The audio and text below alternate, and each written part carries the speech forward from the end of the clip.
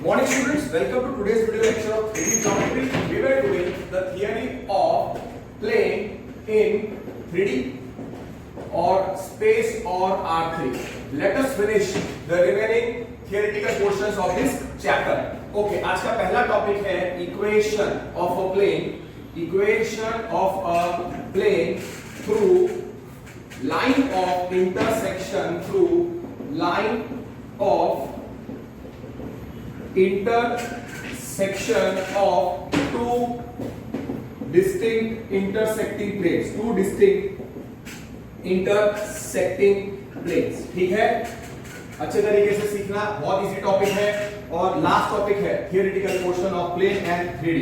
Okay, now let phi1, suppose phi1 और phi2 दो given planes हैं. Let phi1 phi2 be two given distinct planes, B2 given distinct planes. ठीक है, और उनका इक्वेशन हम रखते हैं. उनका इक्वेशन मैं रखता हूं लेट phi1 का vector equation is r dot n1 is equal to v1 और phi2 का इक्वेशन मैं रखता हूं r dot n2 is equal to d2. तो n1 क्या हो जाएगा? n1 क्या है? नॉर्मल ऑफ प्लेन phi1 और n2 क्या है? n2 बार मतलब normal of plane phi2. Okay, here आपको याद रखना है कि phi1 और phi2 are two distinct planes. phi1 and phi2 are two distinct planes and they are not parallel. Suppose here phi1 and phi2 are not parallel. अगर दो distinct planes parallel होते हैं तो क्या होगा? अगर दो planes parallel होंगे मतलब अगर आप जिस रूम में हो उसका सीलिंग और फ्लोर वो दो planes parallel हैं तो उनके नॉर्मल सेम डायरेक्शन में होंगे या अपोजिट डायरेक्शन में होंगे, मतलब उनके नॉर्मल कोलिनियर होंगे. और यहाँ पे phi1 और phi2 आर नॉट पैरेलल तो उसका मतलब N1 and N2 वो कोलिनियर नहीं होंगे, are not collinear. That is वो लोग N1 and N2 are non collinear. अगर दो वेक्टर्स कोलिनियर होते हैं तो उनका क्रॉस प्रोडक्ट नल वेक्टर आएगा. अब यहाँ पे नॉन कोलिनियर है उसका मतलब N1 क्रॉस N2 ये दो नॉर्मल्स का क्रॉस प्रोडक्ट नल वेक्टर नहीं आएगा. इसके लिए ये दोनों प्लेन्स पैरेलल नहीं है, इसके लिए n1 cross n2 not equal to vector है. Therefore planes phi1 and phi2 intersect. Planes phi1 and phi2 intersect. अगर दो प्लेन्स इंटरसेक्ट करते हैं तो उनका इंटरसेक्शन एक लाइन होता है. Intersection of two distinct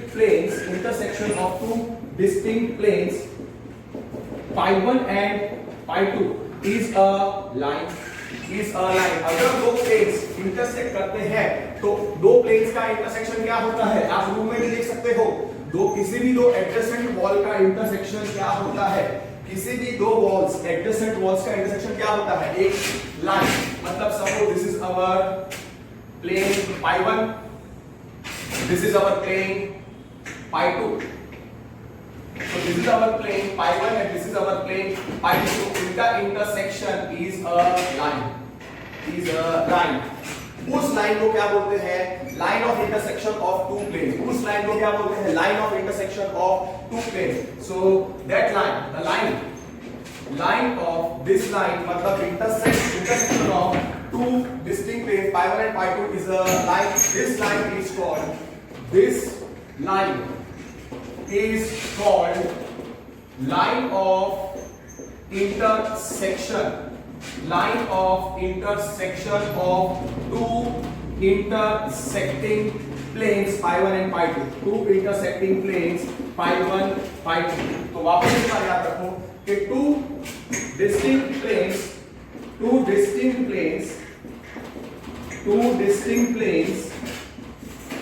phi1 and phi2 intersect in a line called line of intersection. Intersect in a line called line of intersection of planes pi1 and pi2। अब ये जो लाइन है, उस line, हर एक line का एक direction होता है, तो आपको याद रखना है कि यहाँ पे दो इंटरसेक्टिंग प्लेन्स क्या थे, the two intersecting planes क्या थे, here pi1 pi2 are two intersecting planes, here pi1 pi2 are two intersecting planes। pi1 का इक्वेशन क्या था, r dot n1 is equal to d1, pi2 का वेक्टर इक्वेशन क्या था, r dot n2 is equal to d2। तो ये दोनों planes एक लाइन पे इंटरसेक्ट करते हैं, उस लाइन को क्या बोलते हैं, line of intersection of planes pi1 and pi2। आपको याद रखना है कि हियर एक्चुअली क्या है, n1 cross n2 is not equal to null vector, इसीलिए pi1 और pi2 एक लाइन में इंटरसेक्ट कर रहे हैं। इस लाइन से इस लाइन का डायरेक्शन क्या होगा, आपको याद रखना है, दो प्लेन्स pi1 और pi2 का इंटरसेक्शन एक लाइन होता है, हर एक लाइन, ये जो लाइन ऑफ इंटरसेक्शन है, उस लाइन ऑफ इंटरसेक्शन का डायरेक्शन होगा, हर एक लाइन पे दो डायरेक्शन होते हैं। सो डायरेक्शन ऑफ, ये आपको याद रखना है, direction of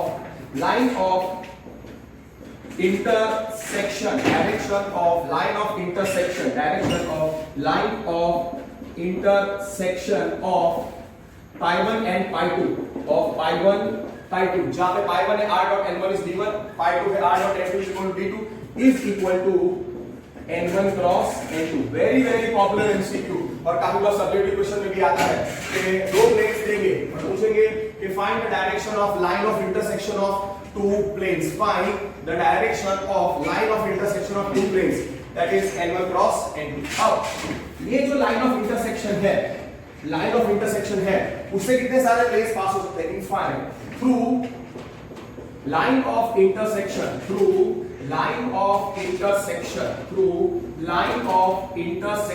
of planes pi1 and pi2, infinite planes can pass। उन सारे प्लेन्स को रिप्रेजेंट करने के लिए एक इक्वेशन है, एक वेक्टर इक्वेशन है और एक कार्टेशियन इक्वेशन है। Instead of deriving, I will directly give you, अगर pi1 और pi2 का वेक्टर इक्वेशन दिया होगा तो फैमिली ऑफ प्लेन्स का इक्वेशन क्या होगा। Okay, so through line of intersection of planes pi1 and pi2, infinite planes can pass. Here pi1 क्या था, r dot n1 is d1 और pi2 क्या था, r dot n2 is equal to d2। तो ये आपको याद रखना है कि vector equation of family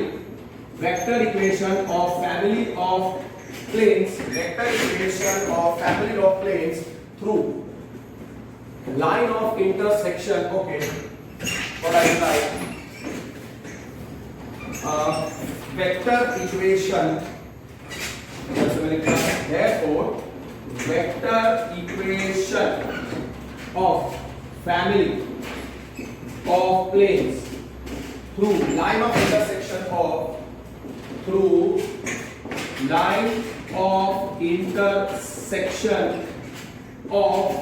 planes pi1 और pi2 का इक्वेशन आपको याद रखना है।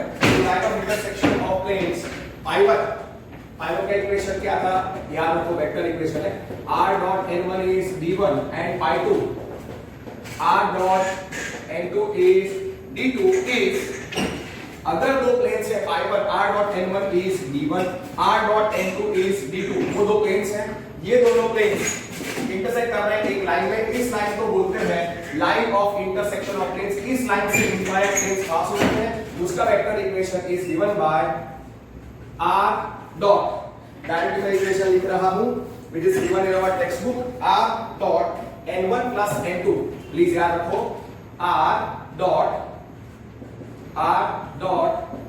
n1 plus n2 in r plus n1, r dot n1 plus lambda n2, okay, r dot n1 plus lambda n2 is equal to d1 plus lambda d2 is equal to d1 plus lambda d2। ये आपको याद रखना है कि planes, two planes, that is आपको अब मैं इसी चीज को वापस लिखना है सिंपल वे में, that is two intersecting planes. अगर two intersecting planes are pi1 r dot n1 is d1, दूसरा है pi2 r dot n2 is d2। तो आपको याद रखना है कि उनका इंटरसेक्शन एक लाइन होता है और उस लाइन को बोलते हैं line of intersection of planes, और उस line of intersection of plane से इनफाइनाइट प्लेन्स कैन पास, और वो सारे प्लेन्स को रिप्रेजेंट करने का वेक्टर इक्वेशन है r dot n1 plus lambda n2 plus d1 plus lambda d2। Okay, here two intersecting planes are pi1 pi2, therefore क्योंकि ये इंटरसेक्टिंग प्लेन्स है n1 cross n2 is not equal to null vector, therefore pi1 and pi2 meet in a line called line of intersection of pi1 and pi2। what is the direction of line of intersection? direction of line of intersection of planes, मतलब of planes pi1 and pi2 क्या था, of planes pi1 and pi2 is equal to n1 cross n2, और उस line of intersection से infinite planes can pass. तो that we can write the infinite planes pass through the line of intersection, infinite planes pass through line of intersection, infinite planes can pass, infinite planes can pass through line of intersection, through line of intersection of pi1 and pi2। वो सारे planes का vector equation of family of planes through the line of intersection, therefore vector equation क्या मैं कहता हूँ, family of planes through line of intersection of planes pi1 pi2 is given by, पहला plane कौन सा था, pi1 r dot n1 is equal to d1, pi2 क्या था, r dot n2 is equal to d2। तो उसका equation क्या आएगा, r dot n1 plus lambda n2। MCQ के लिए याद रखो, I will not prefer this formula lambda d2। Okay, r dot n1 plus lambda n2 is equal to d1 plus lambda d2। Here lambda belongs to r, जहाँ पे lambda belongs to r। और आप common sense लगा सकते हो, आप देखो ये है yes, let me give you an example। Okay, now see, these are the two planes, this is one plane, okay, this is one plane, and this is another plane। So these two planes, this is one plane, this is another plane, so these two planes intersect in a line। This line is called line of intersection of pi1 and pi2। pi1 का normal n1, pi2 का normal n2, तो line of intersection का direction दिया हुआ है n1 cross n2, और इस line of intersection से दो प्लेन्स का इंटरसेक्शन क्या होता है, एक लाइन, और उस लाइन ऑफ इंटरसेक्शन से इनफाइनाइट प्लेन्स के पास हो सकते हैं। अब देखो कितने सारे पास हो सकते हैं, एक दो, बहुत सारे, ये सारे। You understood what I am trying to say? The planes passing through the line of intersection of pi1 और pi2 वो कौन से हैं, ये सारे इनफाइनाइट प्लेन्स। आप देखो ये सारे एजेस जो पास हो रहे हैं इस लाइन से वो क्या होंगे, line of intersection of pi1 and pi2। तो उन सारे प्लेन्स का equation is given by r dot n1 plus lambda n2 plus d1 plus lambda d2। Clear? I hope this is very very clearly understood. अब ये हो गया vector equation, but we will prefer to solve this theory using Cartesian equation only। Okay, तो Cartesian equation वाला point ही हमको याद रखना है। वेक्टर इक्वेशन मैंने क्यों दिया? Sometimes they can ask you के एमसीक्यू के दौरान, एमसीक्यू के टाइम पे ऐसे क्वेरी पूछते हैं सब्जेक्ट के, तो आपको आना चाहिए।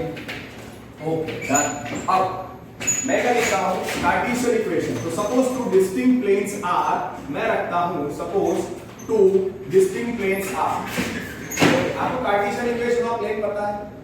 कार्टेशियन इक्वेशन जो हम प्रेफर करते हैं, Cartesian equation of a plane is, हम लिख सकते हैं x वाला टर्म ax, फिर y वाला टर्म by प्लस z वाला term cz plus constant is equal to 0, where having the equation of a plane where उसका नॉर्मल n बार क्या होता है, उसका नॉर्मल क्या होता है, coefficient of x, coefficient of y, coefficient of z, ये भी हो सकता है, और n बार क्या होता है इसका minus a minus b minus c। तो instead we can also write Cartesian equation of plane is, instead of using small abc, capital भी यूज कर सकते हैं, ax plus by plus cz plus d is equal to 0, having normal, having उसके normal का direction क्या होगा, capital a b c, और opposite direction क्या होगा, minus a minus b minus c, फिर having this is the normal।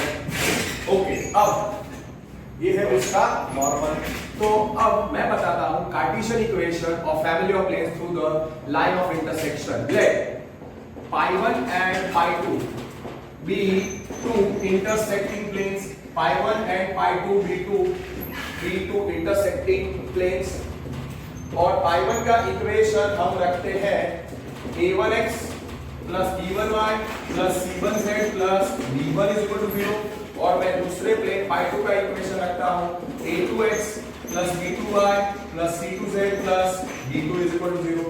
n1 क्या होगा, normal of π1, therefore normal of π1 क्या होगा, नॉर्मल ऑफ π1 अगर मैं लिखता हूं n1 बार तो वो कितना होगा, a1 b1 c1। Normal of π2 क्या होगा, नॉर्मल ऑफ π2 होगा n2 बार, वो होगा a2 b2 c2। ओके, अब ये दोनों प्लेन्स इंटरसेक्टिंग है, मतलब वो दोनों प्लेन्स, ये दोनों प्लेन्स पैरेलल नहीं है। आप समझ रहे हो मैं क्या कह रहा हूं? π1 और π2 कैसे प्लेन्स हैं? π1 और π2 इंटरसेक्टिंग प्लेन्स हैं, तो पैरेलल नहीं है। Here π1 π2 are intersecting planes, so are not parallel। Since they are not parallel, तो उसका मतलब n1 क्रॉस n2 क्या है, अगर पैरेलल होते तो उनका क्रॉस प्रोडक्ट नल वेक्टर आता, पर यहां पे ये दोनों इंटरसेक्टिंग प्लेन्स हैं, so they are not parallel, so n1 cross n2 will not be null vector। फिर π1 and π2 planes, π1 and π2 intersection of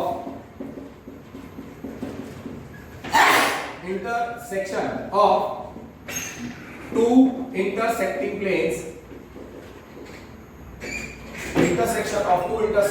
planes, π1 and π2 is a line which is called line of intersection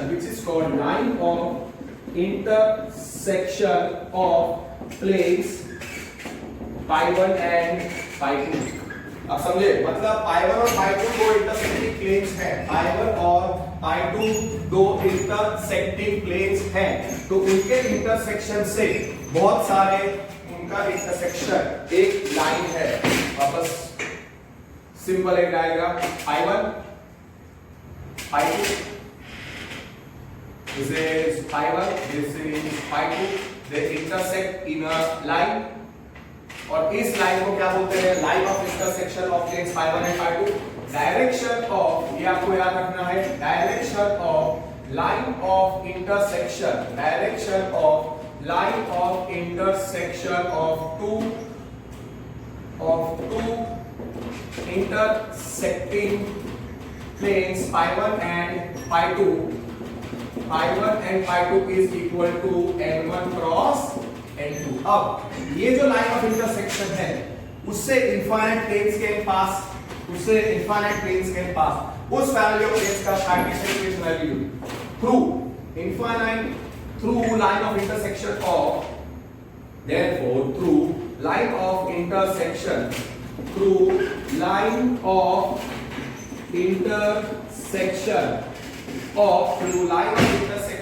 of planes phi1 and phi2 कितने planes pass हो सकते हैं?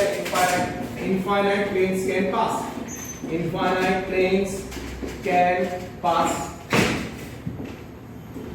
वो सारे planes का family of planes उसका Cartesian equation मैं आपको याद रखने को कहता हूं। जैसे line of family of lines through the intersection of two lines था, वैसे ही ये फॉर्मूला है। सो फैमिली ऑफ प्लेन्स या इक्वेशन या family of planes Cartesian equation of family of planes या infinite planes or family of planes through line of intersection of phi1 and phi2 of two intersecting planes phi1 and phi2 is given by through line of intersection of two intersecting planes phi1 and phi2 is आपको याद रखना है phi1 का equation is given by phi1 का equation plus lambda into phi2 का equation is equal to 0 या phi1 plus k times phi2 is equal to 0 जहां पे k बिलोंग्स टू r। और phi1 का मतलब क्या था? पहले प्लेन का इक्वेशन मतलब a1x plus b1y plus c1z। अब समझो पहले प्लेन का equation a1x plus b1y plus c1z plus d1 plus k into दूसरे प्लेन का equation a2x plus b2y plus c2z plus d2 is equal to 0। इतना आपको याद रखना है। वापस एक बार लिखो is given by phi1 plus k phi2 is equal to 0। phi1 का इक्वेशन क्या था? a1x plus b1y plus c1z plus d1 plus k into a2x plus b2y plus c2z plus d2 is equal to 0। बस इतना आपको याद रखना है। Here k belongs to r and we will prefer this one only, okay? और आपको हमेशा याद रखना है कि लाइन ऑफ इंटरसेक्शन से phi1 और phi2 भी पास होता है, तो हमको चेक करना पड़ेगा गिवन कंडीशन के ओके कि वो प्लेन सम्स में गिवन कंडीशन phi1 और phi2 को सेटिस्फाई करता है या नहीं। वो मैं आपको समझाऊंगा जब सम्स हम करेंगे। तो इसी चीज को वापस एक बार लिखना है तो क्या रखेंगे? लेट phi1 मैं a1x plus b1y let two intersecting planes let phi1 phi2 b2 given intersecting planes b2 given intersecting planes। ठीक है, phi1 का इक्वेशन मैं रखता हूं a1x plus b1y plus c1z plus d1 is 0। दूसरा प्लेन phi2 उसका equation a2x plus b2y plus c2z plus d2 is 0। जो plane phi1 है उसका नॉर्मल n1 क्या आएगा? a1 b1 c1 n2 आता है a2 b2 c2। अब phi1 और phi2 किससे मिलते हैं? एक लाइन में। हियर ये डायग्राम में रखा है phi1 phi2 intersect in a line called line of intersection of called line of intersection of planes phi1 phi2 of planes phi1 phi2 perfect they intersect। अब ये जो यहाँ पे ये जो प्लेन्स हैं ये इंटरसेक्टिंग प्लेन्स हैं वो पैरेलल नहीं है सो हियर ये इंटरसेक्टिंग प्लेन्स हैं। Here planes π1 and π2 are not parallel. Since they are not parallel, उनके नॉर्मल सेम और अपोजिट डायरेक्शन में नहीं होंगे, मतलब वो नॉन कोलिनियर होंगे, मतलब n1 bar n2 bar are non collinear, ऐसा याद रखो। सो उसका मतलब क्रॉस प्रोडक्ट n1 और n2 का not equal to null vector होगा। सी काफी बार क्या होता है कि कुछ टीचर्स एक ही बात फेर देते हैं, फिर उसके बेस पर सीधा कोई एक एग्जांपल लिख देते हैं। See that is not going to help, वो रट्टाफिकेशन होगा, मजा नहीं आएगा। अब जरा समझ के करो। अब ये दो प्लेन्स का इंटरसेक्शन एक लाइन है, तो आपको याद रखना है कि direction of line of intersection of planes π1 π2 is equal to क्या था, n1 क्रॉस n2। क्या था, n1 क्रॉस n2। अब लाइन ऑफ इंटरसेक्शन से इनफाइनाइट प्लेन्स के पास, infinite planes can pass through line of intersection of through line of intersection of planes π1 π2। अब ये इनफाइनाइट प्लेन्स जो पास हो सकते हैं उसका कार्टेशियन इक्वेशन या फैमिली हमको लिख रहा है। यहाँ पे π1 क्या था वो लिख दो, और π2 क्या था, और कार्टेशियन इक्वेशन। कार्टेशियन इक्वेशन क्या है फैमिली ऑफ प्लेन्स का, π1 का equation plus k times π2 is equal to 0। Here π1 था, मैं सीधा लिख देता हूं, family of planes through line of intersection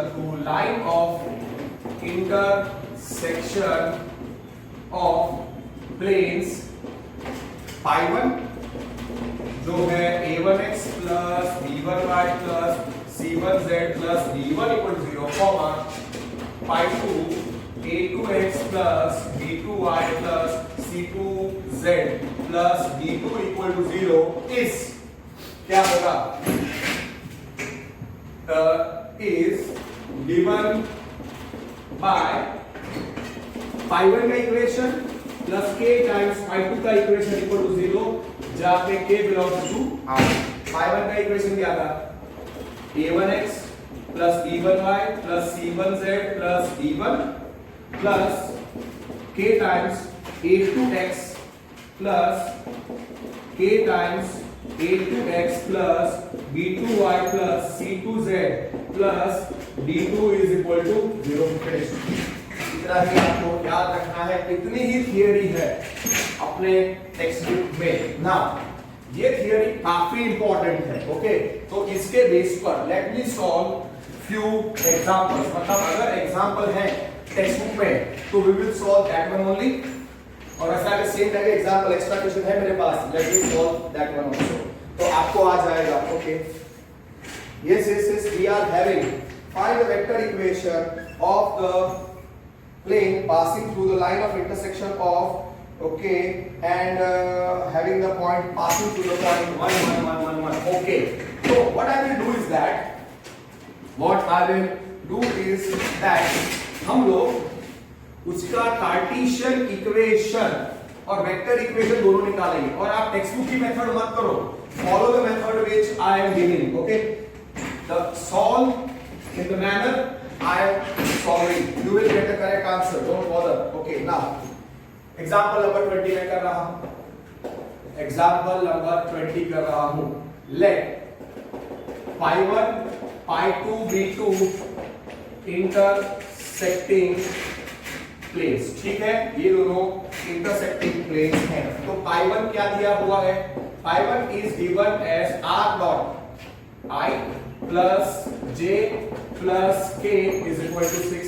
तो π1 को आप कैसे लिख सकते हो, r dot 1 1 1 is equal to 6। so therefore π1 का नॉर्मल क्या हो जाएगा, therefore okay, what I will do is that जब भी ऐसा दिया हो वेक्टर इक्वेशन में, जब भी ऐसा वेक्टर इक्वेशन में दिया होगा पहला प्लेन, मैं उसे कार्टेशियन इक्वेशन में कर दूंगा। let r bar is x y z। तो पाई 1 का इक्वेशन r बार की जगह पे आप लिखो x y z dot 1 1 1 is equal to 6। तो पाई 1 का इक्वेशन कितना आएगा, x plus y plus z is equal to 6। उसका मतलब पाई 1 का इक्वेशन क्या आ जाएगा, पाई 1 का इक्वेशन हो जाएगा x plus y plus z plus minus 6 is equal to 0। ठीक है, follow the method which I am giving. therefore pi 1 का equation x plus y plus z minus 6 is 0। Pi 2 का इक्वेशन क्या था, हियर दूसरा plane pi 2 क्या है, r dot 2 r dot 2 i cap plus 3 j cap plus 4 k cap is equal to कितना है, is equal to 5, is equal to 5। So let मुझे Cartesian में करना है कन्वर्ट पाई 2 को भी, तो r bar any point x y z ये नॉर्मल किसमें कन्वर्ट हो जाएगा, 2 3 4 इज इक्वल टू 5। तो 2x plus 3y plus 4z is equal to 5। तो ये है पाई 2 का equation, 2x plus 3y plus 4z minus 5 is equal to 0। तो हमारे दो इंटरसेक्टिंग प्लेन्स क्या है, हमारे दो इंटरसेक्टिंग प्लेन्स क्या है, हमारे दो इंटरसेक्टिंग प्लेन्स हैं पाई 1 और पाई 2। अब आप देखो कि ये सब अगर 3 और 5 मार्क्स के लिए आता है तो आपको ये बताना पड़ेगा कि सब्जेक्टिव में कि n1 cross n2 null vector नहीं होता है। पाई 1 क्या है, pi 1 is x plus y plus z minus 6 is equal to 0। और दूसरा तो ओके यस, और पाई 2 है, pi 2 is 2x plus 3y plus 4z minus 5 0। तो n1 बार क्या होगा, n1 बार होगा 1 1 1, n2 बार होगा नॉर्मल ऑफ n2 वो होगा 2 3 4। अगर आप यहाँ पे बता दो कि ये प्रोपोर्शनल नहीं है, मतलब 1/2 is not equal to 1/3 is not equal to 1/4 वो भी चलेगा, या n1 cross n2 is not equal to 1 वो भी चलता है, n1 cross n2 is not equal to null vector. आपको याद रखना है कि दो नॉर्मल्स पैरेलल कब होंगे या दो प्लेन्स कब इंटरसेक्ट कर सकते हैं, जब n1 और n2 कोलिनियर नहीं है, या n1 और n2 क्या नहीं है, नॉट इन सेम और अपोजिट डायरेक्शन। तो n1 क्रॉस n2 निकाल दो। So therefore n1 cross n2 is expansion of the determinant I j k 1 1 1 2 3 4। So therefore n1 cross n2 कितना आएगा, I cap 4 minus 3 I cap into 4 minus 3 minus j cap into 4 minus 2 plus k cap into 3 minus 2। Okay, और directly n1 cross n2 आपको मिल जाएगा, n1 cross n2 आपको मिलेगा 4 minus 3 1। So I cap 2 minus 2 j cap plus k cap। So therefore n1 cross n2 is not equal to null vector। So planes pi 1 pi 2 intersect in a line, और उस line से infinite planes can pass. Okay, और उसका equation क्या था, pi 1 plus k times pi 2 is equal to 0। Planes pi 1 and pi 2 intersect in a line, intersect in a line. अब आपको ये पता होना चाहिए कि जो लाइन ऑफ इंटरसेक्शन है उससे पाई 1 और पाई 2 भी पास होता है। आप जरा समझो, ये देखो, ये है पाई 1 और ये है pi 2। This is our plane pi 1, this is our plane pi 2, और हमने प्रूव किया कि these two planes intersect in a line। अब ये लाइन ऑफ इंटरसेक्शन से कौन कौन से प्लेन्स पास होते हैं, लाइन ऑफ इंटरसेक्शन से कौन कौन से प्लेन्स पास होते हैं, इस लाइन ऑफ इंटरसेक्शन से आप देखो, this is our pi 1, this is our pi 2, मैंने प्रूव किया कि इंटरसेक्ट इन अ लाइन। अब इस लाइन ऑफ इंटरसेक्शन से, ये जो लाइन ऑफ इंटरसेक्शन है उससे कौन कौन से प्लेन पास हो सकते हैं, वो पाई 1 भी है, पाई 2 भी है, और a plane other than pi 1 and pi 2। तो उसके लिए वो इक्वेशन है pi 1 plus k times pi 2 is equal to 0।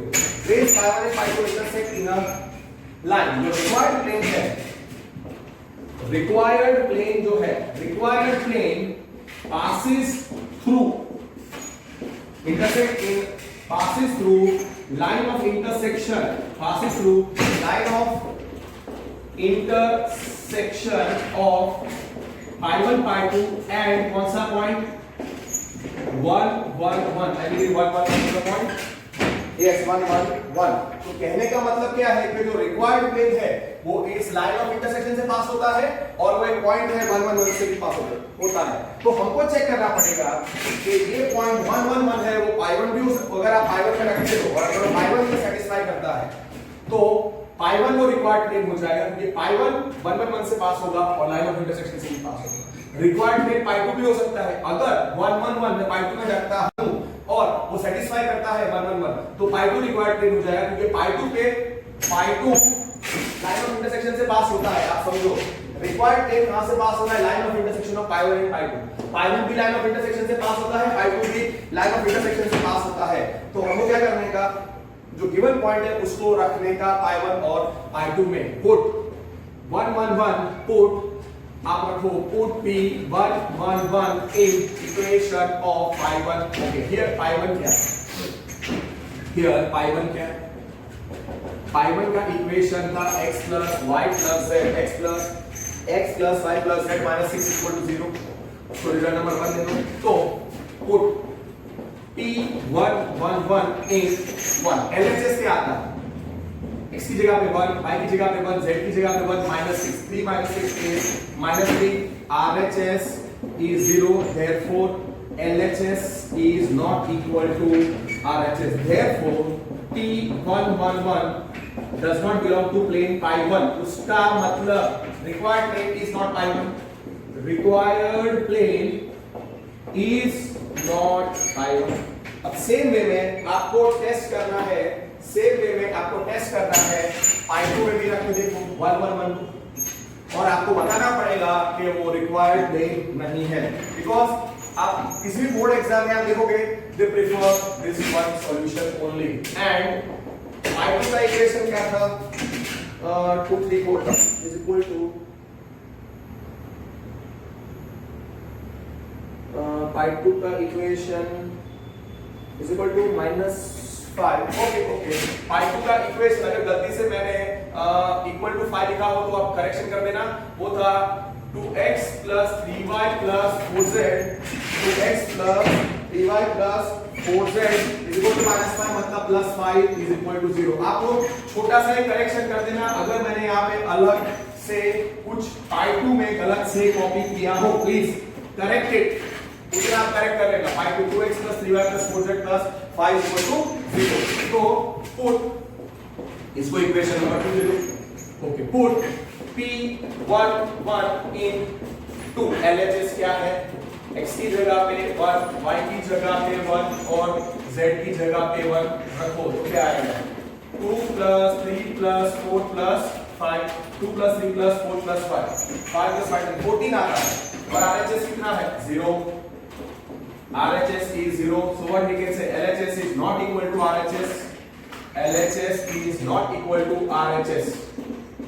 उसका मतलब ये जो पॉइंट है therefore P111 therefore point P111 therefore point P111 is not on plane pi 2। उसका मतलब required plane pi 2 नहीं है, required plane is not pi 2।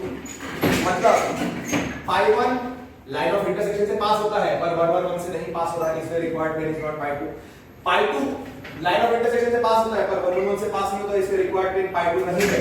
इसलिए रिक्वायर्ड प्लेन क्या हो जाएगा pi 1 plus k times pi 2 is equal to 0। It is not pi 1, it is not pi 2, it is a plane other than pi 1 and pi 2। So required plane is क्या लिखोगे आप pi 1 का equation plus k times pi 2 का equation is equal to 0। अगर आपके पास exam में time नहीं है सीधा यहां से आप स्टार्ट कर सकते हो। pi 1 का इक्वेशन क्या था x plus y plus z, therefore क्या आएगा therefore required plane true। okay so required plane is pi 1 plus ठीक है, required plane is therefore required plane is पहला प्लेन पाई1 का equation plus k times pi two का equation equal to 0 where k belongs to r. Okay, now think about it. Pi one का equation क्या था? Everything equal to 0, x plus y plus z. करके define करना है मुझे. x plus y plus z is equal to 6. x plus y plus z minus 6 plus k times क्या था? 2 3 4. so 2x plus 3y plus 4z. 2x plus 3y plus 4z plus 5 is equal to 0. Okay, ठीक है, तो ये equation है. अच्छे तरीके से करो. x plus y x plus y plus z plus x plus y plus z is equal to so minus 6 आएगा plus k times कितना आएगा 2x plus 3y 2x plus 3y plus 4z equal to minus 5 है right plus 5 equal to 0. Okay, now ये plane कहां से pass हो रहा है? Point 1 1 1 belongs to equation 3 required plane 3.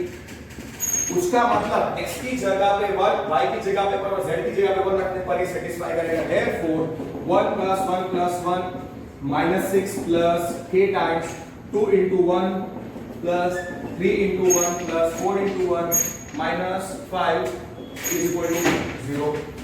therefore 1 plus 1 plus 3, so 3 minus 6 plus so 3 minus 6 plus k times कितना आएगा? 2 1s are 2 plus 3 plus 4. एक मिनट मैं कुछ गलती कर रहा हूँ. minus 5 से आएगा plus 5 is equal to 0 is equal to 0. तो k का वैल्यू क्या आएगा? therefore 3 minus 6 is minus 3 plus 3 minus 6 is minus 3 3 plus 2 5 14 so plus 14k is equal to 0 so therefore 14k is 3. तो k का वैल्यू क्या आया? k का value क्या आया? therefore k is 3 by 14. k is 3 by 14. अब वो रिक्वायर्ड प्लेन क्या आएगा? रिक्वायर्ड प्लेन क्या आएगा? रिक्वायर्ड प्लेन थर्ड इक्वेशन है. रिक्वायर्ड प्लेन इज वो third equation x plus y plus z minus 6 x plus y plus z यहाँ पे equal to 6 minus 6 x plus y plus z minus 6 plus k times 2x plus 3y plus 4z. और question में equal to minus collective के अंदर text इस सभी में plus 5 आएगा. Plus 5 equal to 0. तो k की जगह पे आप 3/14 लिख लो. so x plus y plus z minus 6 plus 3/14 plus 3/14 into 2x plus 3y plus 4z plus 5 over 2. And you follow this method, you will get the correct answer. और हाँ, board में वो लोग दोनों चीजें पूछेंगे. If it is a 5 mark question, in the standard 3 और 5 mark question, अगर 5 mark का पूछते हैं गुजरात बोर्ड में और CBSE में for 6 marks, they will ask the vector equation as well as the Cartesian equation. तो पहले Cartesian और फिर vector लिख लेना वो बेटर रहता है. Multiply by 14. Multiply. Take the LCM. Take the LCM. तो मैं 14 अगर मैं LCM लेता हूँ 14 into x plus y plus z minus 6 plus 3 times 2x plus 3y plus 4z plus 5 upon 14 is equal to 0. Cross multiplication कर दो आगे आएगा. x plus y plus z minus 6 plus 3 times 2x plus 3y plus 4z plus 5 is equal to 0. Vector equation कैसे लिखना है वो भी मैं आपको बताऊंगा. Don't worry. 14x plus 14y plus 14z minus 14 6 are 84 plus 3 2s are 6x plus 3 3s are 9y plus 4 3s are 12z plus 5 equal to 0. कितना आएगा? तो कितना आएगा? 14x plus बता इसलिए मैं कह रहा हूं कि कैलकुलेशन वाले सम्स हैं, अच्छे तरीके से खत्म करो। 14x plus 14y plus 14z minus 84 plus 3 to the 6x plus 3 is 9y plus 4 is 12z plus 15 is equal to 0. 14 plus 6 20x.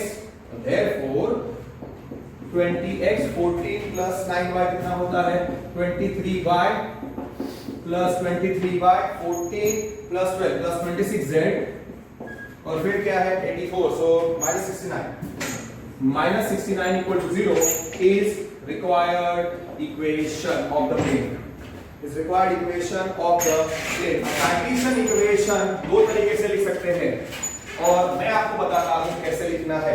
So therefore 20x plus 23y plus 26z minus 69 equal to 0. आप यहाँ पे आपको छोड़ो या आप लिखो 20x plus 23y plus 26z is equal to 69. Okay, agreed. A vector equation of a plane. अगर normal पता है आपको, what is the normal of the plane? What is the normal of the plane? Normal of the plane is n bar. अगर normal of the plane is n bar, तो vector equation क्या होता है? R dot n is d. तो इसीलिए मैं क्या करता हूँ? Let so 20x plus 23y plus 26z is equal to 69. ठीक है? और आपको पता है कि normal of the plane क्या है? 20, 23 और 26. So here n bar is 20, 23, 26 और r bar क्या है? Any point on the plane x, y, z. So can I write this as this Cartesian equation? Can I write as x, y, z dot of 20, 23, 26 is equal to 69. तो कौन से form में हो गया? This is our r bar. R bar dot n bar मतलब 20, 23, 26 is 69. 20, 23, 26, 69 और आप फिर उसको I, J, K में भी लिख सकते हैं. So therefore ये हो गया हमारा R dot. इधर आप लिखो वेक्टर इक्वेशन या 20 I cap plus 23 J cap plus 26 K cap is 69. This is expected.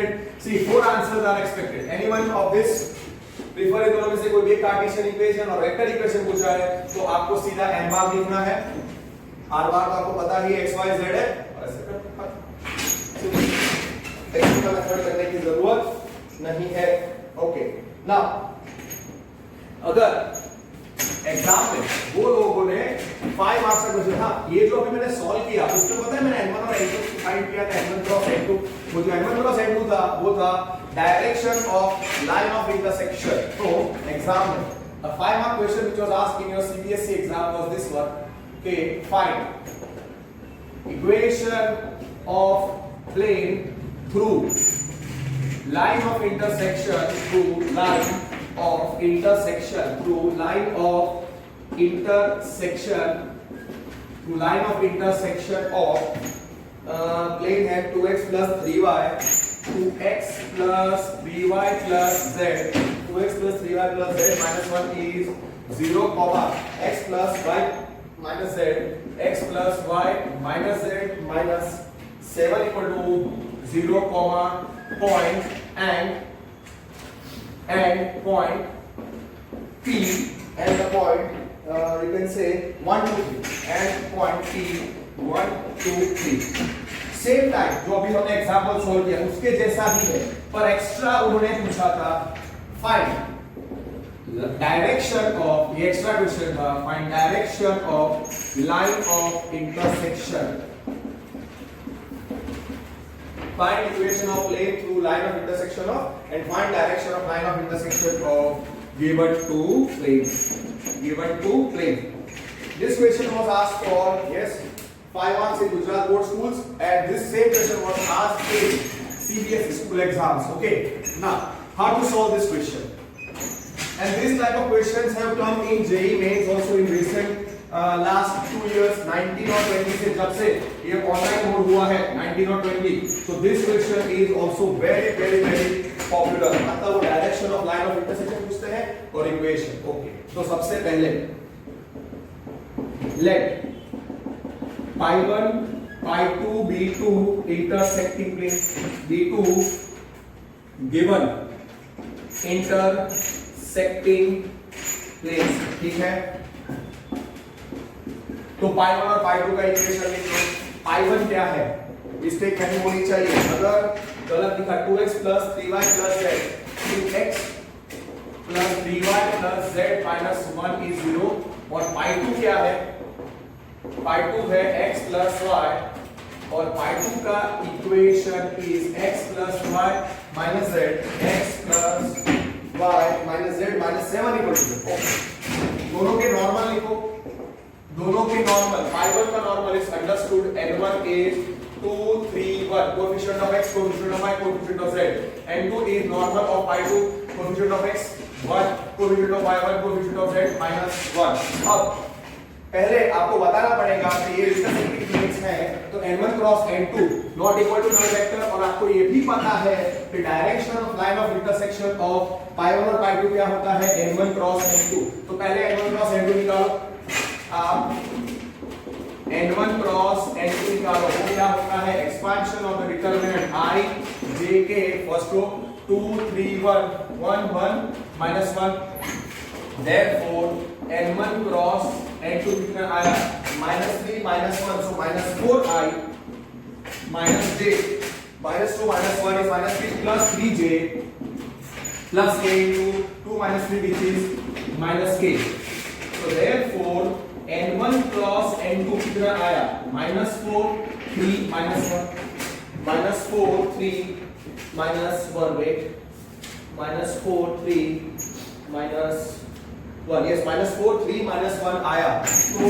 फिर not equal to null vector है, पहले ऐसे लिखो कि therefore n1 cross n2 is not equal to null vector, therefore planes pi 1 pi 2 intersect in a line, intersect in a line, उस line को बोलते हैं लाइन ऑफ इंटरसेक्शन। तो direction intersect in a line called line of intersection, ठीक है। अब देखो ये पूरा थियोरेटिकल है, बस खाली कैलकुलेशन है। अब direction of line of intersection, direction of line of intersection, direction of, okay, therefore direction of line of intersection of pi 1 pi 2 वो क्या था, ये पूछा था n1 क्रॉस n2 वो क्या होता है, n1 क्रॉस n2 और वो कितना है, -4 3 -4 3 -1, okay. So you get 1 or 2 marks, क्योंकि हमने पहले बता दिया कि लाइन ऑफ इंटरसेक्शन का ये if it is a 5 mark question you get 1 or 1.5 because you have found one of the things। अब pi 1 और pi 2 एक लाइन में इंटरसेक्ट करते हैं। अब जो रिक्वायर्ड प्लेन है वो लाइन ऑफ इंटरसेक्शन से पास होता है और एक पॉइंट 1 2 3 से भी पास होता है, आप समझो। रिक्वायर्ड प्लेन pi 1 और pi 2 intersect in a line, वो तो आपको पता है। अब जो रिक्वायर्ड प्लेन है pi 1 और pi 2 they intersect in a line, this is pi 1, this is pi 2, planes pi 1 and pi 2 they intersect in a line। तो required plane passes through, required plane passes through, क्या दिया हुआ है, passes through line of intersection of, passes through line of intersection of pi 1 pi 2 and point p1 2 3, बराबर है कि नहीं। तो लाइन ऑफ इंटरसेक्शन से तो pi 1 भी पास होता है और लाइन ऑफ इंटरसेक्शन से pi 2 भी पास होता है। अगर ये पॉइंट 1 2 3 pi 1 में होगा, सपोज p1 2 3 सेटिस्फाई करता है, तो pi 1 हो जाएगा the required plane passing through the line of intersection at the point 1 2 3। अगर 1 2 3 किस पे है, pi 2 पे, तो रिक्वायर्ड प्लेन pi 2 हो जाएगा जो लाइन ऑफ इंटरसेक्शन से पास होता है और 1 2 3 से पास होता है।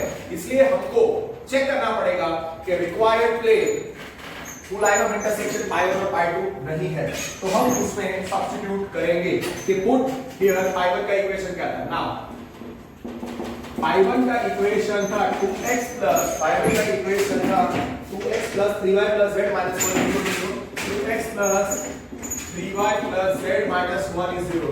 Equation number 1 put P111 in equation 1 LHS in pi 1 in 1. Okay LHS कितना आया 2 into 1 plus 3 in sorry 111 नहीं है पॉइंट क्या था 111 NCERT में था yes 1 2 3 था point put the point 1 2 3 in equation 1 of pi 1 in 1 of pi 1 तो LHS कितना है 2 plus 3 into 2 plus 3 minus 1 कितना आएगा 2 plus 6 plus 3 minus 1 कितना है 6 plus 2 8 8 plus 3 11 minus 10 10 RHS कितना है 0 RHS is 0 so can I write LHS is not equal to RHS therefore LHS is not equal to RHS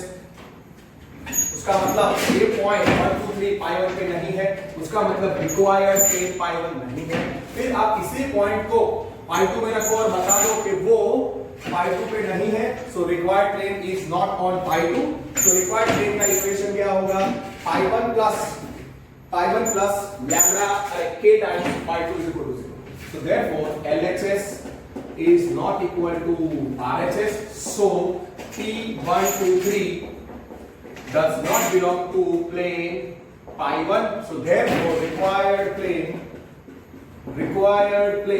is not pi 1 required plane is not pi 1 required plane is not pi 1 अब pi 2 का equation क्या था here pi 2 का equation था x plus y minus z minus 1 is 0 x plus y plus z sorry minus 7 is equal to 0 minus 7 is equal to 0 तो उसके अंदर put p 1 2 3 in pi 2 in 2 of pi 2 तो LHS क्या आएगा 1 plus 2 minus 3 minus 7 कितना है 2 plus 3 minus 7 आएगा RHS क्या है 0 RHS is 0 therefore LHS is not equal to RHS therefore P123 does not belong to plane pi 2 उसका मतलब क्या आएगा required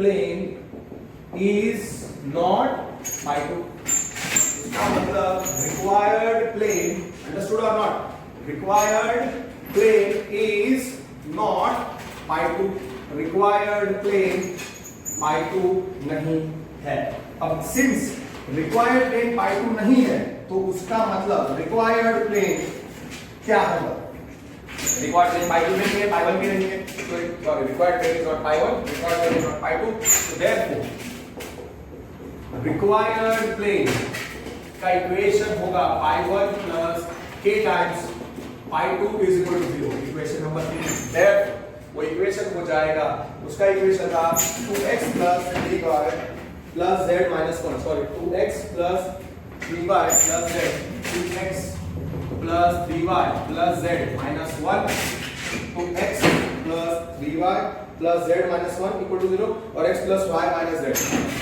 x plus k times x plus y minus z minus 7 is equal to 0 अब कौन सा point है point P123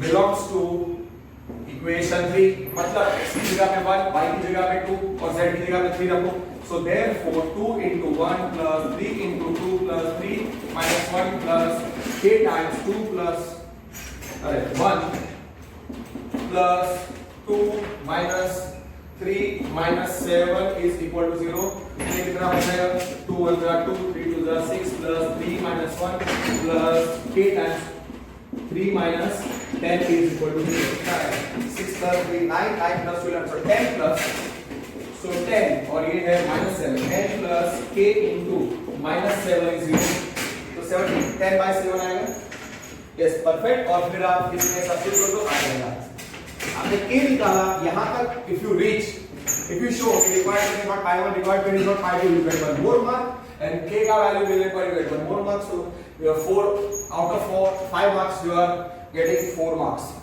And suppose it's a 6 mark question, you have got 4.5 or 5 marks. So therefore 10 minus 7k is 0. So 7k is 10. तो k का value आया 10 by 7. Required plane through the line of intersection of pi 1 or pi 2 and passing through the point 1, 2, 3 का equation क्या था? Required plane का equation क्या था? अगर आपको याद नहीं है तो ऐसा याद रखने का, pi 1 plus k times pi 2 is 0.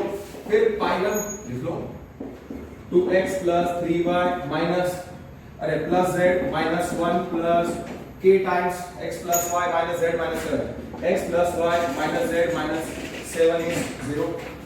Perfect. और आपको हाँ इसमें कार्टेशियन भी इक्वेशन देना है और वेक्टर इक्वेशन भी देना होगा, because when it is the maximum mark question of a board, they expect you to give every type.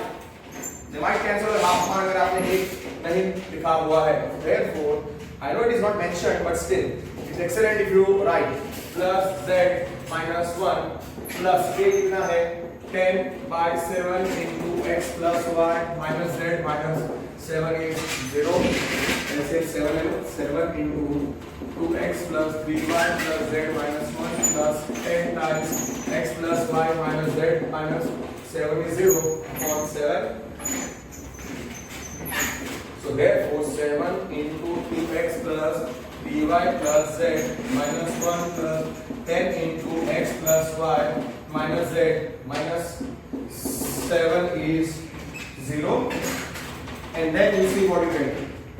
Therefore 7 2s are 14x plus 7 3s are 21y plus 7z minus 7 plus 10x plus 10y minus 10z minus 70 is 0.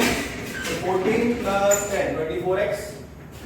So we get the answer as 7 2 14x plus 21y plus 7z minus 10. 14 plus 10 कितना होता है 24x. फिर plus 21 plus 10 वो होगा plus 31y. फिर 7 और minus 3z. हाँ इस नंबर क्या रखा हुआ है जो minus 77 is 0. minus 77 is 0. सीधा टीचर ये आंसर चेक करेगा. पहले तो n1 क्रॉस n2 देखेगा, वो राइट फिर आगे बढ़ेगा, फिर k का वैल्यू चेक करेगा और फिर ये इक्वेशन चेक करेगा. बस तीन स्टेप में आंसर चेक करते हैं. You need to be very careful. Plus 31y minus 3z is equal to 77 is required equation of plane. The vector equation आपको लिखना है. So here दोनों में what is the normal coefficient of x, coefficient of y, coefficient of z for the plane, और r bar क्या होता है any point on the plane x y z. तो इस चीज को मैं क्या लिख सकता हूँ x y z dot of 24 31 minus 3 is equal to 77. ठीक है, आप समझ गए, इसमें कोई भी आपको प्रॉब्लम नहीं होना चाहिए. और आप इसको फिर लिख दो r dot. Therefore ये हो गया हमारा r dot 24 31 minus 3 is equal to 77. ये हो गया हमारा वेक्टर इक्वेशन. यस सही है. i j k में भी आप लिख सकते हो. डिपेंड्स, आप i j k में नहीं लिखोगे तो भी चलेगा, बिकॉज़ वेक्टर इक्वेशन तो r dot n is equal to t है. आप ऐसे कंपोनेंट्स के फॉर्म में लिखोगे और फाइनल आंसर छोड़ोगे तो भी चलेगा. सो r dot 24 I cap plus 31 j cap minus 3 k cap is equal to 77 is vector equation, is required vector equation. Finished. Is required vector equation. Simple, part of it. Right? So this way we have finished all the theories of this chapter. Just 1 minute. Okay, अब इसमें कोई भी doubt आपको नहीं होना चाहिए. ठीक है ना, बराबर. अब let me do one more question based on the normal form of plane, because उसमें काफी बच्चे मिस्टेक कर सकते हैं. नॉर्मल फॉर्म ऑफ प्लेन वो क्या होता है? नॉर्मल फॉर्म ऑफ प्लेन, इसका कार्टेशियन इक्वेशन क्या होगा? Normal form of plane pi क्या होगा? Cartesian equation of plane pi normal form में क्या था? Lx plus My plus Nz is d. Here d क्या है? Perpendicular distance from origin O0 0 0 to from origin to plane pi, ठीक है। और दूसरा क्या था? एलिमेंट क्या था? And element are direction cosines of normal n bar of plane pi okay। तो n cap क्या होता है? n bar is the normal, तो n cap हो जाएगा यूनिट नॉर्मल here जो यूनिट नॉर्मल है here n cap is unit normal और वो n cap है LMN, वो है LMN, क्या आपको पता है? दूसरा आपको ये भी पता होना चाहिए, अगर इसी चीज को मैं अगर डायग्राम के फॉर्म में ड्रॉ करूं, ये हमारा प्लेन पाई है, ये हमारा प्लेन पाई है और आउटसाइड पॉइंट ओरिजिन है O 0 0 0 और मैं यहां पे foot of the perpendicular M drop करता हूं और इस नॉर्मल का, इस प्लेन का नॉर्मल है n बार। तो हियर ये उसका डायग्राम है, हियर OM, M क्या है? फॉर प्लेन पाई M क्या है? Foot of perpendicular from O0 0 0 to plane pi. OM क्या है? Perpendicular distance from origin to the plane, so therefore OM वो d हो जाएगा, OM d हो जाएगा। और दूसरा LMN क्या है? Unit normal, so unit normal का आपको पता ही है। Now, you put the perpendicular here and n क्या है? LMN, जहां पे आप याद रखो L² plus n² is 1, क्योंकि डायरेक्शन कोसाइन है, so L² plus n² is 1 and n cap is LMN, okay। LMN are the direction cosines of normal, so L² plus n² क्या होगा? 1, okay। और आपको याद रखना है foot of perpendicular from origin from O0 0 0 to plane pi, उसके coordinates to the plane pi canonical क्या थे? वो थे M, LD, MD, ND, okay. अब इसी नॉर्मल फॉर्म का वेक्टर इक्वेशन क्या होगा? तो वेक्टर इक्वेशन ऑफ प्लेन पाई वो क्या था? R dot n cap is d, जहां पे आपको पता है d is the perpendicular distance, from origin to the plane and n cap is the unit normal। और यूनिट नॉर्मल को आपको याद रखना है कि यूनिट नॉर्मल उसको हम डायरेक्शन कोसाइन यूनिट वेक्टर भी बोलते हैं या unit vector in the direction of n बार भी बोलते हैं। समझ गए? R dot n cap is d, d is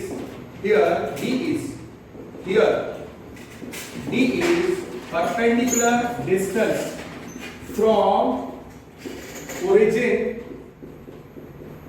अब याद रखो, to plane pi to plane pi। और दूसरा n cap जो था, जो है एलिमेंट, वापस एक बार लिख दो, तो n cap को क्या बोलते थे? Unit normal. और वो यूनिट नॉर्मल के दो वर्ड्स है, n बार n cap को आप बोल सकते हो unit vector in the direction of in the direction of n bar, और एन कैप को आप ऐसा भी बोल सकते हो unit normal, unit cosine vector, और unit cosine normal vector, unit direction cosine unit vector, unit direction cosine unit vector. Okay, unit direction cosine unit vector, ये एक है एन कैप के लिए। आप क्या लिखते हो? Unit vector in the direction of n cap को आप कैसे लिख सकते हो? Unit vector in the direction, unit vector in the direction of normal n bar, और एन कैप जो है यूनिट नॉर्मल, उसको आप बोल सकते हो unit direction cosine vector, unit direction cosine vector, unit direction cosine normal vector, unit direction cosine normal vector in direction of normal n bar. ठीक है, बस इतना आपको याद रखना है। अब there is one of the questions which was asked in mains and one of the board exams also, Gujarat board as well as CBSE school exam, and let me solve one of such question। उन्होंने एक given equation of plane दिया था, उसको normal form में convert करना था, direction cosine of normal, perpendicular distance of origin और foot of the perpendicular draw करने थे, फाइंड करने थे। ये क्वेश्चन है, just 1 minute. Okay, so convert given plane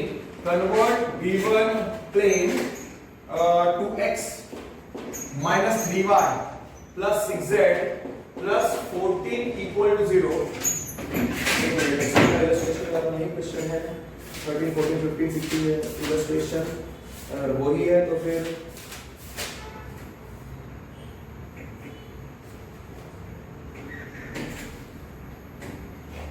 no 2x minus 3y plus 6z plus 14 equal to 0 into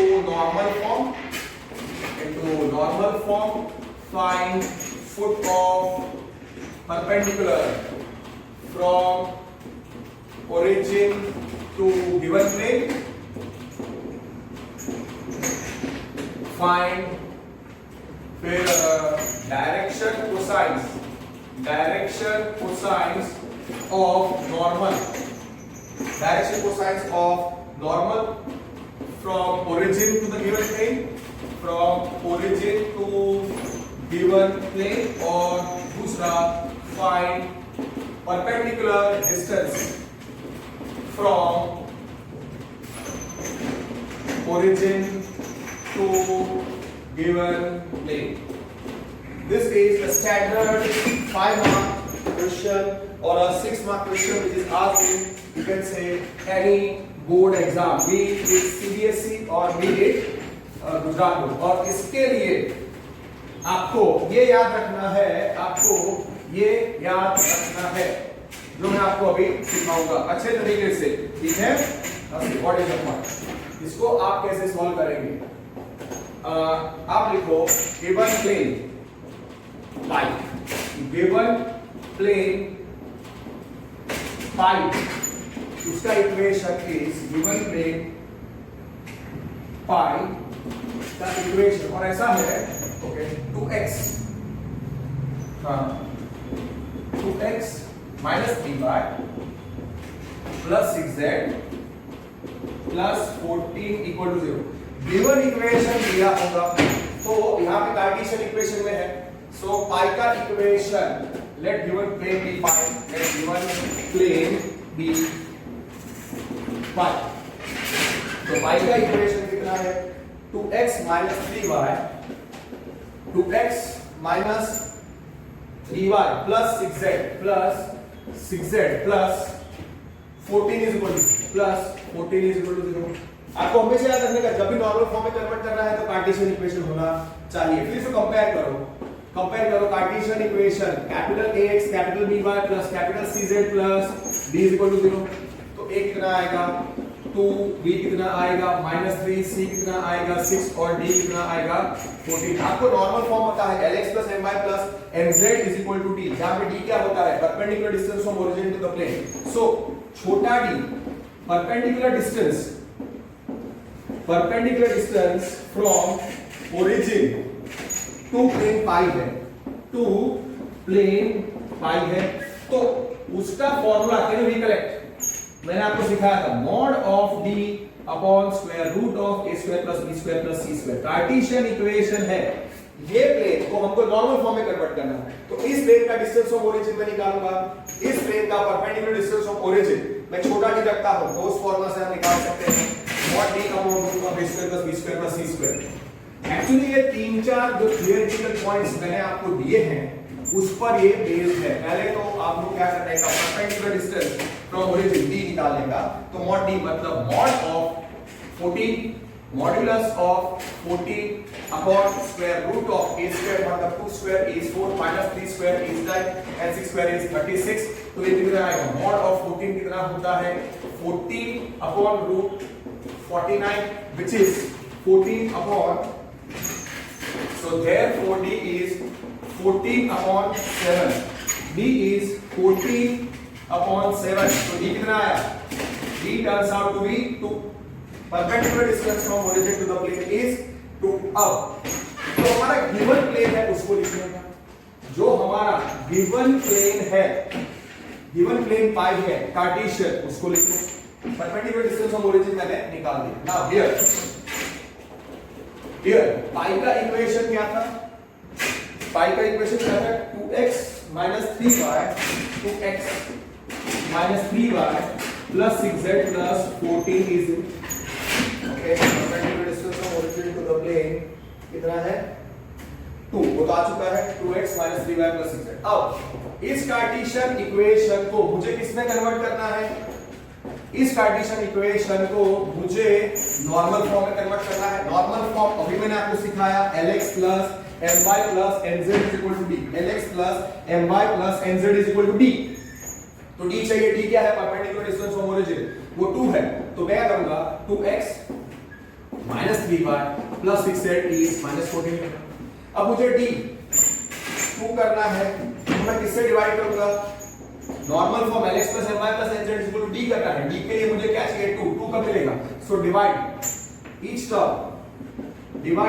term by -2, तो क्या आएगा, सो सॉरी -7, why -7, क्योंकि -7 से डिवाइड करूंगा तो -14 पर -7 2 हो जाएगा, so 2x upon -7 minus 3y upon -7 plus 6z upon -7 is -14 upon -7।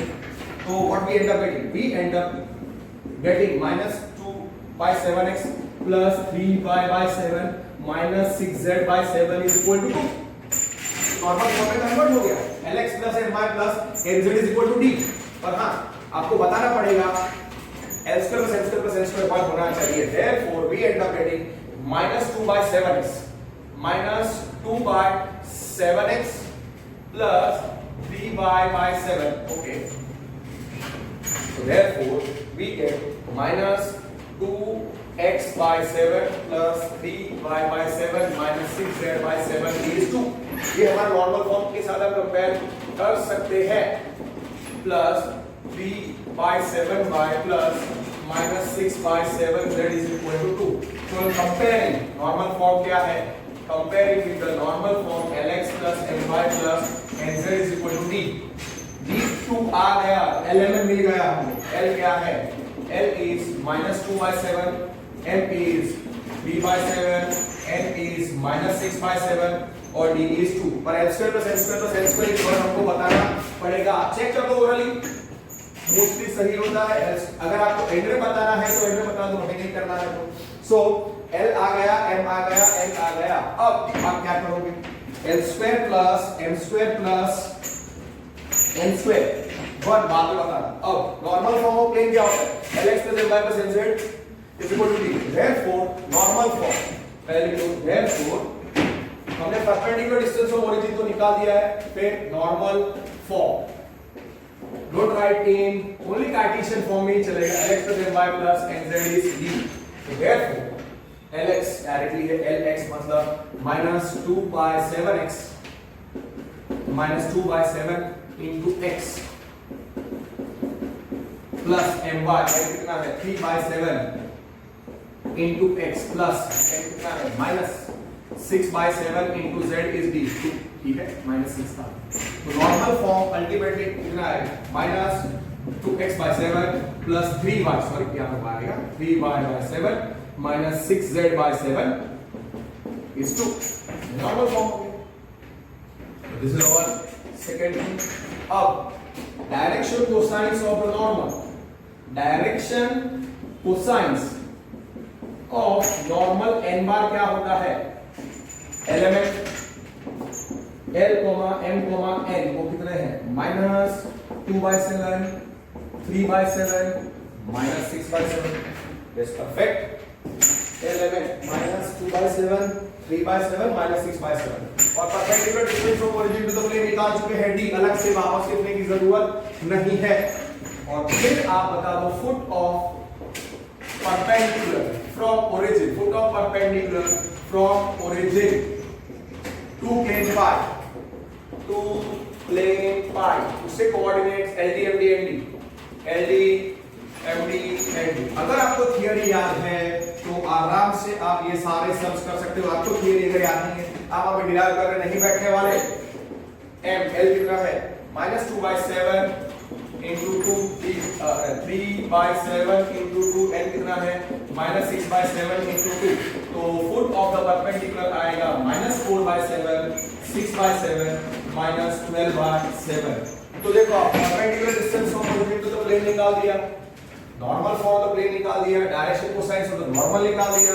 और दूसरा हमने foot of the perpendicular from origin to the plane भी निकाल दिया है. अब मैक्सिमम आपको वेक्टर इक्वेशन नॉर्मल फॉर्म में पूछ सकते हैं. तो नॉर्मल फॉर्म क्या था नॉर्मल फॉर्म क्या था नॉर्मल फॉर्म क्या था माइनस 2x प्लस क्या था माइनस 2x वेट माइनस 2x by 7 plus 3y by 7 minus 6z by 7 is equal to 2000. So can I write this as let? Can I write this as here unit normal n cap कितना था element वो कितना है minus 2 by 7 3 by 7 minus 6 by 7. और r बार क्या होता है x y z. तो can you right this equation. ये जो इक्वेशन है उसको आप ऐसे एक्सप्रेस कर सकते हो ना. और d तो आप इस इक्वेशन को कैसे एक्सप्रेस कर सकते हो x y z dot of minus 2 by 7 3 by 7 minus 6 by 7 is equal to 2. ये हो गया हमारा vector equation. r dot minus n cap 2 is a vector equation. I say कि मैं लिखना तो लिखो नहीं लिखना तो नहीं लिखो. is the vector equation is vector equation is the normal form of vector equation. See if you are doing the theory you can finish this sum in 7 to 8 minutes. 8 minutes, a 5 or 6 mark question. Maximum 10 minutes you can take. Just 1 minute. Let me see if I can solve one more question. Okay. What I will do is that I will end over here only. We have finished. You can say all the theories of this chapter. और सारे theories का हम revision 3 बार कर चुके हैं. अब मुझे लगता है कि कोई extra theoretical point बाकी है. I will see some theoretical points if they are required to be given to you. Then I might give it to you.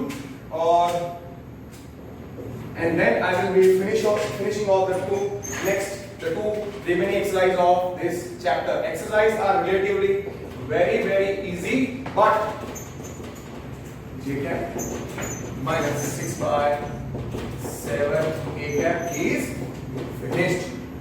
Okay, right now nothing is remaining.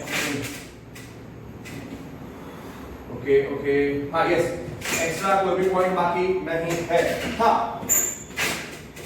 I will give you sometimes in theoretical points they have asked a subjective derivation also. Find the equation of plane through two intersecting lines. Okay, this I will be covering. Find equation of planes through two parallel lines. Theory भी पूछते हैं और सब भी पूछते हैं. Mains, JEE, advance में भी फाइंड और बोर्ड एग्जाम में भी find equation of planes through to intersecting lines. Vector equation भी चाहिए, वेक्टर इक्वेशन, कार्टेशियन इक्वेशन चाहिए. तो वो तो एक्स्ट्रा थ्योरेटिकल पॉइंट, मतलब it is a kind of a sum only.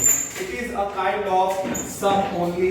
तो वो जब मैं फिर समझाऊंगा, फिर उसके रिलेटेड आपको क्वेश्चन भी बता दूंगा, तो आपको आइडिया आ जाएगा. और हाँ, ये क्वेश्चन पूछ चुके हैं एक दो थ्योरेटिकल एग्जाम में, बोर्ड एग्जाम में, कंपार्टमेंट एग्जाम में, सीबीएसई और गुजरात बोर्ड में पूछ चुके हैं.